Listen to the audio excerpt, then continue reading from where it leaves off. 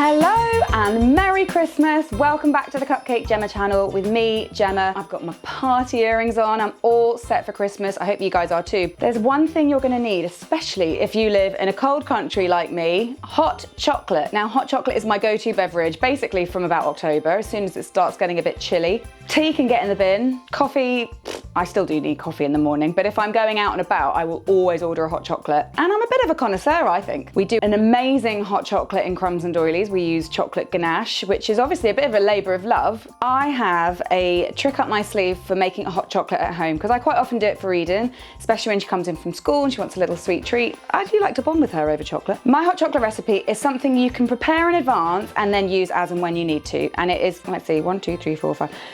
5 ingredients, no, 6, and actually some of those are optional. So this could be as simple or as complicated as you want to make it, and it's definitely customizable. So if you don't like everything that I do, go ahead and change it. Please don't ask permission, just do your thing, guys. Basically, it's an instant hot chocolate, except it's not store-bought and it's not full of like gross, weird things that you don't know what they are when you look at the ingredients list. So I have a little food processor here. You can do this in a big food processor or something like a NutriBullet works really well. Into that, I'm going to put my chocolate. Now I'm using a dark chocolate, which is 56% cocoa solids. You could use a 70% if you wanted something a little bit more rich and you wanted to maybe control the sweetness a little bit. I like this one. It's really inoffensive, especially with a small kid. Although to be honest, surely anything chocolatey. So I have 100 grams of that. I'm also going to add some cocoa powder just to really boost that flavor. I've got 60 grams of that. Now for a bit of sweetness. This again is customizable and optional. You don't even have to put any sweetness in if you don't want, especially if this is for kids and you really don't want the sugary bouncing off the wall vibe. I don't mind a little bounce, so I'm putting in some sugar. I would recommend putting anywhere between 20 and 40 grams of sugar, and I'm using something called rapadura sugar, which is basically an unrefined cane sugar. It's a bit like soft brown sugar, so if you can't find that, just use that, or you could use dark brown sugar. Basically, I like a nice molassesy flavor. I'm actually putting in 30 grams, but I would say 40 grams is the maximum for sweetness. Now, this next bit is very optional. I'm using toasted cocoa powder, mainly because I just had some lying around. I always like to have a bit of toasted milk powder in my pantry just because it's really good to add to things to give it a bit more of a sort of toasty flavour. And this is what this does. And it also almost makes it malty, which is really lovely, without having to use malt powder, which again has loads of other stuff in it. So I'm using 40 grams of that. And again, that's optional, especially if you want to make this plant-based, just leave that one out. And then a good pinch of sea salt. And lastly, I'm putting in vanilla. Now, if you don't have vanilla pods, that's fine. You will put the vanilla in when it comes to the liquid part. I'm using vanilla pods because I got sent a load of vanilla recently and they sent me so many vanilla pods, and actually I hardly ever buy vanilla pods because they're a bit of a treat. And they sent me a load of different ones from different countries. Obviously the most famous one is the Madagascar, and that's got the classic vanilla flavor. I did try it with Tahitian beans, but actually these are really fat and juicy and they were a little bit wet for this particular thing. So I would recommend, if you're going for like a sort of single origin vanilla bean vibe, the Madagascar or Ugandan beans, they're just a little bit drier and not quite as jammy as the Tahitian one. All you do to prepare your vanilla pods, with a sharp knife, just cut them right down the center, lengthways, and then using the tip of the knife, just scrape those beans all out. Now, please do not throw away the pod because there is still so much good vanilla flavor that you can extract from that. You could put that into like a bit of vodka, and then you would basically leave it in there to steep and it make your own vanilla extract. You could completely blitz that up in a food processor with caster sugar or granulated sugar to make your own vanilla sugar. And you could even put that in the freezer in a Ziploc bag, and then when you need to make custard or something like that, you can just whack that into the milk to infuse the milk. Like, there's so many things you could do. Please do not throw that away because it's super high value item. We've got everything we need in our little food processor thingy. And now all that remains is to blitz that up. So go ahead and blitz it. Now, we're not trying to get this to a really fine consistency. Obviously, we've got chocolate chunks in there. They're gonna take a little bit longer to whiz up. And it's okay if there are a few little lumps and bumps in there. What we're just trying to do is to mix it up and make it a little bit smaller so that it's easier to melt the chocolate.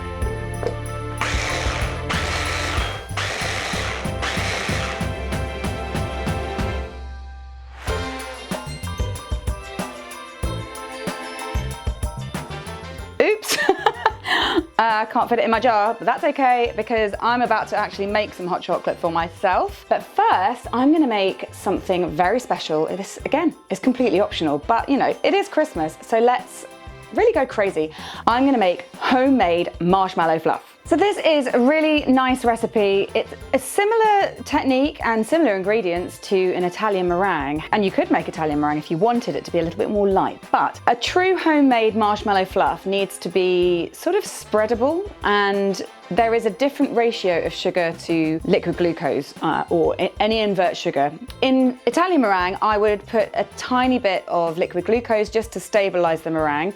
But in this one, we kind of flip it on its head and put way more of the invert sugar syrup. And in this case, I'm gonna be using golden syrup, which is a kind of invert sugar syrup. I think it's got a really great flavor, which just adds something extra to this whole fluff business. If you didn't have this, you could use corn syrup, or you could just use straight up liquid glucose. Any of those will do. But because it's such a sticky nightmare, I'm going to actually weigh it into the saucepan rather than put it in a bowl and then like scrape it out and therefore lose bits. So make sure you've got some scales. I'm weighing out 145 grams of golden syrup, which does sound like a lot, but I promise you, this actually doesn't taste that sweet overall.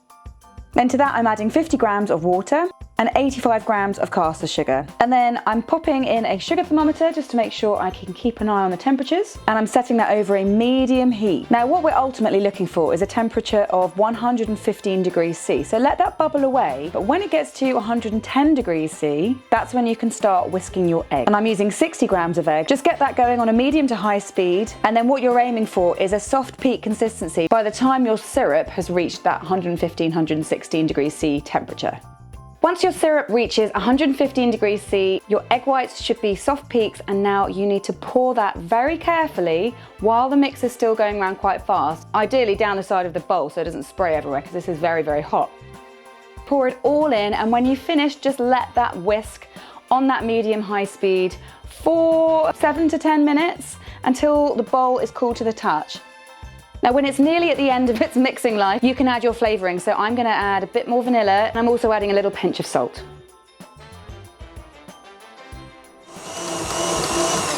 And then you need to just let that whisk until it's sort of stiff peak. So I'll show you what it looks like. I mean, it's pretty glorious, right? Look at that. That's a stiff peak if ever I saw one. And I did actually taste this already. It is delicious. It's got a really nice light texture, definitely spreadable. Some people put this on their toast, and that's fine if that's you. That's not me. So I'm going to just get this off the whisk and then put it into a piping bag. Now, obviously, this is way more marshmallow fluff than one person really needs, and I'm actually here on my own, so this is going to be big time too much. But this is why it's great to make this in the holiday season, because you can make loads and loads of delicious hot chocolates with marshmallow fluff for your friends and family or whoever you're spending Christmas with. But if you don't want to use it, or if you're, you know, solo for some reason on Christmas Day, you can just keep this in the piping bag and put it in the fridge. It will be a little bit fluffy when you pipe it out the next day or after a period of time, but what you can do is, if you want to, you can re-whisk it and it smooths all those bubbles out. Anyway, I'm just doing this for myself. I might just, you know, spend the evening with my excess marshmallow fluff. But for now, I'm going to cut a hole in my piping bag. You can actually use a nozzle for this, and it does make it like nice and clean, but I don't have quite the right nozzle here for my preferred size. And you want it to be nice and fat so that you get a nice big generous piping of the marshmallow fluff. And choose your receptacle. I have this little number, which I picked up at IKEA, which is just right. And I'm going to just very carefully pipe onto the rim of my cup.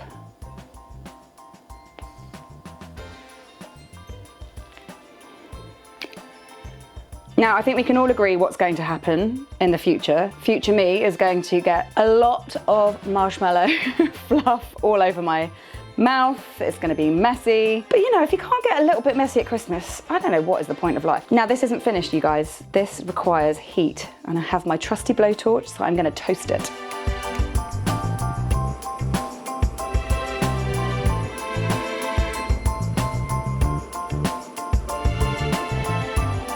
Okay, we're in business. Now all we need to do is fill this bad boy with hot chocolate. So I'm going to use really, really good quality, creamy milk. I got mine from the milkman. It's a silver top. It's delicious. It's got a bit of cream on the top, but use whatever milk you like. If you are doing plant-based hot chocolates and you haven't used the toasted milk powder, obviously this works really well with any kind of milk alternative.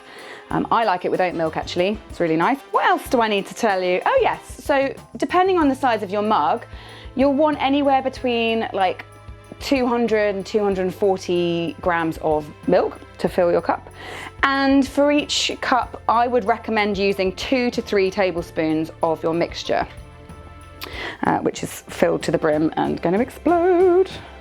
Oh my gosh, damn, that's full. So start by heating up your milk in a small saucepan. You're aiming for it to be steaming, at which point lower the heat, and we're going to put 2 to 3 tablespoons. I'm going to do like in the middle, 2.5 tablespoons of my hot chocolate mixture. And then using a little whisk or a spoon or a spatula or something like that, gently stir it until all the chocolate's completely melted and there's no lumps. I always decant mine into a jug before pouring it into my marshmallow hole, and then just fill your cup up with that lovely, luscious Deluxe hot chocolate. Look at that. Steamy hot chocolate. Now, there is no polite, well, there is a polite way to eat this. It involves a spoon, and I guess I could do that. Let's just get a little bit of it all on a spoon, because oh, I have made a mess. Put a saucer out, but I haven't brought the saucer with me. But anyway, here we go. Oh God. That's absurd. Utterly absurd. Hang on. I need to make way for my mouth. This fluff is so smooth. And actually, despite the fact that it is like 90% sugar, it doesn't taste that sweet.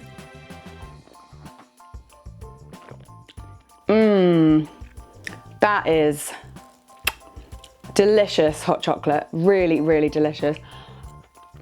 I'm going to it's kind of a weird thing to do, but it's like you're eating your cup. I've got hot chocolate all over my jumper. You can't see this, but it's all down there from splattering. So warming and comforting and rich and messy. You don't need the marshmallow fluff, but for a celebration, why the heck not, guys? It is Christmas after all, and you could do this any time of year. And like I said, you can do this for one. That is the beauty of having a jar of ready-to-go hot chocolate mixture that you've made yourself. You know exactly what's in it. It's got no weird thickeners. You know, it's actually got chocolate in it, which is rare these days. Oh my God, I love hot chocolate so much. Oh, hi, you're still there. Anyway, I hope you've enjoyed this, and I hope you make this over Christmas for your family, your friends, for your colleagues, for anyone who loves a warm beverage, sweet treat. I hope that you give this a go. I really do, because it's so fun and just really handy to have. I'm gonna get all this marshmallow fluff into my hot chocolate. I'm just gonna see what happens. It's probably gonna melt and be really yummy and messy and delicious. But anyway, you do whatever you wanna do with yours. And I'll be back after Christmas with more stuff from me and the Crumbs and Doilies team. And I'm wishing you the best, happiest, most glorious, wonderful, abundant, safe, healthy, peaceful Christmas. I wish you all the very best. I love you all. It's been great sharing all my recipes with you this year, and I look forward to sharing more with you next time. See ya.